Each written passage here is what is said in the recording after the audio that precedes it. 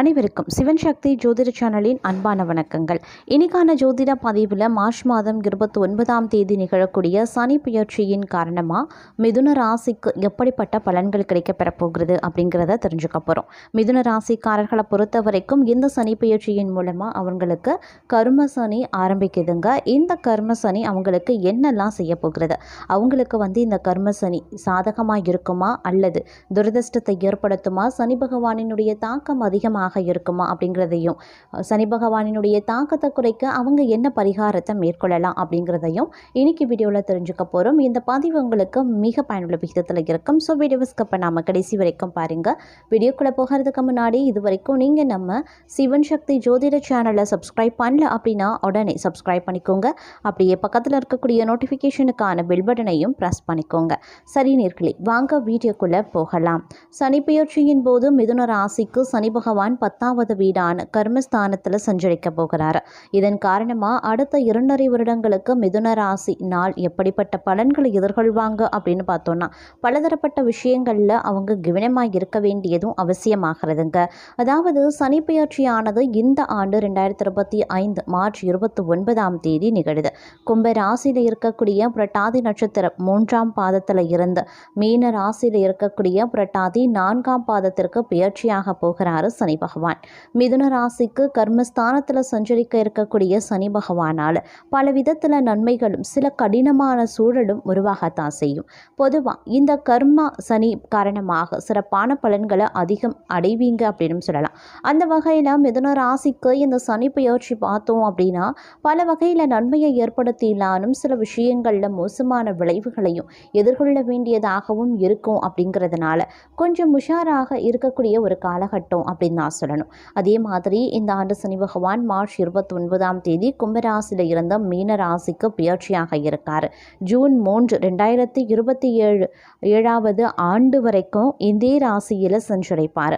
மிதுன ராசிக்கு 10வது வீடான கர்மஸ்தானத்தில் சனி பகவான் அமர்வதால் அடுத்து வரக்கூடிய 2.5 ஆண்டுகள் கர்ம சனி பலன் அனுபவிக்க போறீங்க. அதாவது நீங்கள் செய்யக்கூடிய வேலை, தொழில், வியாபாரம் அப்படின்னு எந்த ஒரு பொறுப்புகளையும் மிகவும் கவனமாக செய்ய வேண்டிய காலகட்டமாக அடுத்து வரக்கூடிய 2.5 ஆண்டுகள் திகழப்பெறப் போகிறது. அதன் மூலமாக உங்களினுடைய முயற்சிகளுக்கு ஏற்ற வெகுமதியை நீங்கள் கண்டிப்பாக பெறுவீங்க. இந்த காலத்தில் உங்களினுடைய கர்ம பலன்களையும் உங்களுடைய கடின உழைப்பிற்கு ஏற்ற பலனும் எப்படி கிடைக்கும் அப்படின்னு தெரியுமா? அதாவது குடும்ப வாழ்க்கையை பொறுத்த வரைக்கும் மிதுன ராசிக்கு திருமண வாழ்க்கையில் சில கருத்து வேறுபாடுகள், பிரச்சனைகள் வந்தாலும் அவற்றை எதிர்கொள்ளும் வகையில் வாழ்க்கை துணையுடன் மன ஒற்றுமையும் சிறப்பாகவே இருக்கும். துணையுடன் நீங்கள் விட்டு கொடுத்து செல்வதால் குடும்ப சவால்களையும் மோதல்களையும் சமாளிக்க முடியும். இந்த காலத்திலையும் உங்களுடைய வாழ்க்கை துணைக்கு மரியாதை கொடுப்பதோடு அவர்களின் உணர்வுகளை புரிந்து கொண்டு நடந்து கொள்ள வேண்டியது அவசியமாகிறது. அதே போல் இந்த காலகட்டத்தை பொறுத்த வரைக்கும் தகுதி இருக்கக்கூடிய தங்களுக்கு திருமண முயற்சிகளில் ஈடுபடக்கூடிய பட்சத்தில் நல்ல வரன் அமையவும் வாய்ப்புகள் இருக்குங்க. அதே சமயம் காதலில் உள்ளவர்களுக்கு துணையுடன் சில கருத்து வேறுபாடுகள் ஏற்பட்டாலும் உங்களின் காதலை திருமணத்திற்கு கொண்டு செல்லக்கூடிய சூழல் சாதகமாகவே அமையப்பெறுகிறது. எதிர்காலத்தில் தந்தையுடைய முழு ஆதரவு தங்களுக்கு கிடைக்க வாய்ப்புகள் இருக்கு. திருமண வாழ்க்கையில் அன்பும் அக்கறையும் அதிகரிக்கும். உடன் பிறந்தவர்களின் முழு ஆதரவு தங்களுக்கு கிடைக்கப்பெறும் அப்படின்னு சொல்லலாம். உங்களுடைய தாயுடன் சில கருத்து வேறுபாடுகளும் ஏற்பட வாய்ப்பு இருக்கிறதுனால பொறுமையுடன் செயல்பட்டீங்க அப்படின்னா குடும்பத்தில் மகிழ்ச்சியான சூழல் உருவாகும். உங்களுடைய வேலை, தொழில் தொடர்பாக சிறப்பான முன்னேற்றம் ஏற்படுங்க. ஆனால் அதே சமயம் பணியிடத்தில் பல சவால்களை எதிர்கொள்ள வாய்ப்புகள் அதிகபட்சமாகவே இருக்கிறது. அதாவது இந்த கர்மசனி காலத்தில் பணியிடத்தில் கொடுக்கக்கூடிய இலக்குகளை அடைய கூடுதல் உழைப்பு தேவைப்படக்கூடிய ஒரு காலகட்டம். பணியிடத்தில் அர்ப்பணிப்புடன் உழைக்க பாருங்க. வேலைபளு காரணமாக தனிப்பட்ட வாழ்க்கையில் நேரம் குறைவாகவே கிடைக்குங்க. அதே சமயம் உங்களினுடைய கடின உழைப்பிற்கு ஏற்ற அங்கீகாரத்தையும் அடைவீங்க. வேலை தொடர்பாக எந்த ஒரு பிரச்சனையை எதிர்கொண்டாலும் அதில் ஒரு நல்ல முன்னேற்றமும் உங்களுக்கு கிடைக்கப்பெறும் அப்படின்னு சொல்லலாம். அதே சமயம் பொருளாதாரம் தொடர்பாக ரொம்ப கவனமாக இருக்க வேண்டியது அவசியமான ஒன்று. எக்காரணத்தை கொண்டும் ஆடம்பர வாழ்க்கைக்காக அதிக அளவு செலவு செய்யாதீங்க. இந்த காலத்தில் பணம் தொடர்பாக திடீர் முடிவுகளை எடுக்க வேண்டிய சூழல் உருவாகும். உங்களினுடைய ஆசைகள் அதிகரிக்கலாம். இதன் காரணமாக தேவையற்ற செலவுகளும் கடன்களும் அதிகரிக்க வாய்ப்புகள் இருக்கு. முடிஞ்ச வரைக்கும் உங்களின் செலவுகளை கட்டுப்படுத்துவதோடு கடன் வாங்குறதையும் தவிர்ப்பது ரொம்ப நல்லது. இந்த காலத்தில் ஏதேனும் ஒரு துறையில் முதலீடு செய்வதற்கு முன்பாக துறை வல்லுநர்களின் ஆலோசனையை பெறுவது அவசியமாகிறது. அப்படி இல்லைங்கிற பட்சத்தில் தேவையற்ற நிதி அபாயம் ஏற்படலாம். ஆன்லைன் ஸ்கேமர்ஸ் ஏமாற்றுவதற்கான முயற்சியில் ஈடுபடுவாங்க. அதில் கவனமாக இருக்க பாருங்க. இந்த காலத்தில் உங்களினுடைய கடின உழைப்பிற்கு ஏற்ற சிறப்பான முன்னேற்றத்தையும் அடைவீங்க. புத்திசாலித்தனமாக நிதி சார்ந்த விஷயங்களில் முடிவெடுக்க வேண்டியது அவசியமான ஒன்று. அதே சமயம் பெரிய பண பரிவர்த்தனைகளை முற்றிலுமாக தவிர்த்து கொள்ளுங்க.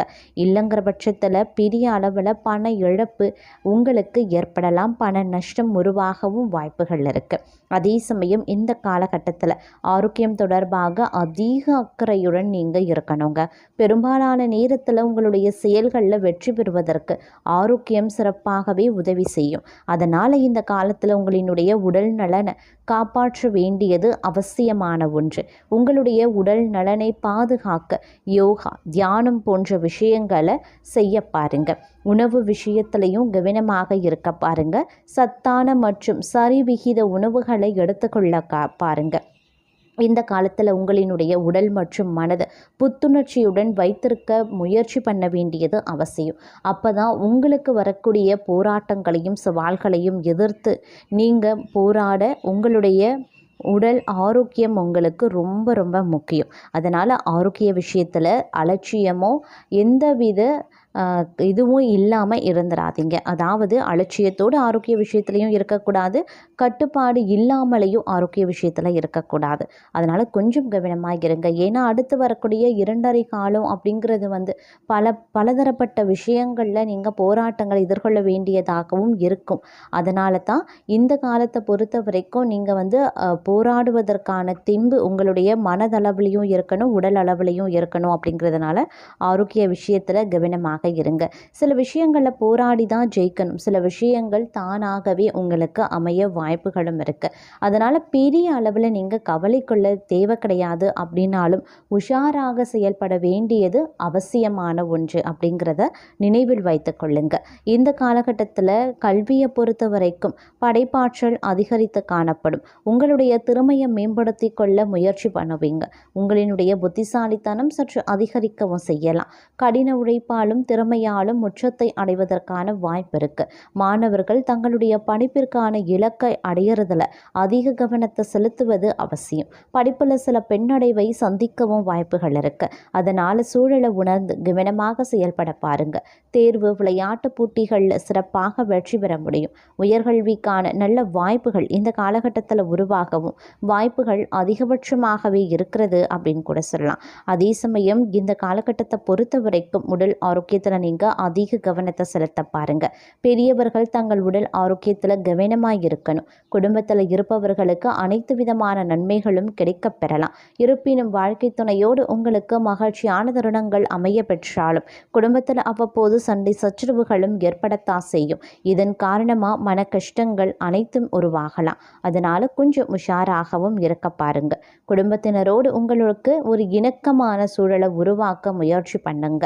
குழந்தைகள் சம்பந்தப்பட்ட விஷயங்கள்ல தங்களுக்கு மகிழ்ச்சி உண்டாகவும் வாய்ப்புகள் இருக்க பெறுகிறது. அதே சமயம் பார்த்தோம் அப்படின்னா 10வது இடத்துல இருக்கிறது தங்களுக்கு மிகப்பெரிய அனுகூலத்தை உருவாக்கும் அப்படின்னு கூட சொல்லலாம். எதிர்பாராத அனைத்து அதிர்ஷ்டங்களும் உங்களுக்கு ஒருபுறம் கிடைக்க பெற்றாலும் மறுபுறம் அசுப கிரகங்களினுடைய கர்ம பலனினுடைய விளைவாக சவால்களையும் எதிர்கொள்ள வேண்டியதாகவும் இருக்கும். அதனால் தைரியமாக இருக்கக்கூடிய ஒரு காலகட்டமாக இந்த காலகட்டம் தங்களுக்கு அமைய பெறப்போகிறது.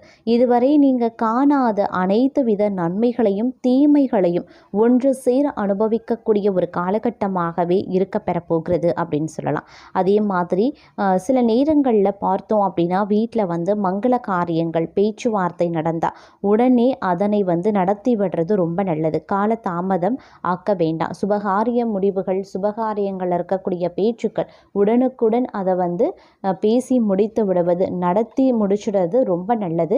காலம் தாழ்த்தினாலோ அல்லது சிறிது காலம் தள்ளி போட்டாலோ அது விளைவுகளை ஏற்படுத்தலாம். அதனால் கொஞ்சம் கவனமாக இருங்க. திருமணம் செய்து கொள்வது உங்களுக்கு மகிழ்ச்சியை ஏற்படுத்தும் அப்படின்னு சொல்லலாம். அதே மாதிரி தங்களுடைய வாழ்க்கையில் முன்னேற்றத்திற்கான வாய்ப்பு அமைய பெறும் என்றாலும் அதற்கு நீங்கள் அதிகப்படியான கடின உழைப்பு தர வேண்டியதாகவும் இருக்கப்பெறுகிறது. அதே சமயம் உங்களுடைய ஆரோக்கிய விஷயத்திலையும் வந்து அதீத கவனத்தோடு இருப்பது முக்கியமான ஒன்று அப்படின்னு நான் சொல்லணும். உங்களுக்குரிய பரிகாரங்கள் அப்படின்னு பார்க்கும் பொழுது இந்த 2025 ஆண்டு சனிப்பெயர்ச்சி மூலமாக உடல் ஆரோக்கியத்தில் தங்களுக்கு சிக்கல்கள் இருக்கிற காரணத்தினால வைத்தீஸ்வரன் கோவிலுக்கு சென்று வழிபாடு செய்கிறது தங்களுக்கு நல்ல முன்னேற்றத்தை கொடுக்கும். அதே மாதிரி வீட்டில் இருக்கக்கூடிய கடவுள்களுக்கு விளக்கு ஏற்றும் வழிபாடு செய்கிறது அப்படிங்கிறது தங்களுக்கு நன்மைகளை உண்டாக்கும் அப்படின்னு சொல்லலாம். மேலும் ஒவ்வொரு சனிக்கிழமைகள்லையும் மாற்றுத்திறனாளிகளுக்கு அன்னதானம் செய்யுங்க. சனிக்கிழமைகளில் அனுமன் விநாயகர் வழிபாடு செய்து வாருங்க. அனுமன் சாலிசா படிக்கிறதும் நல்லது. சனிக்கிழமைகளில் அசைவத்தை தவிர்ப்பதும் அவசியமாகிறது. முடிஞ்ச வரைக்கும் தேவையானவர்களுக்கு மருந்து தானத்தை செய்ய பாருங்க.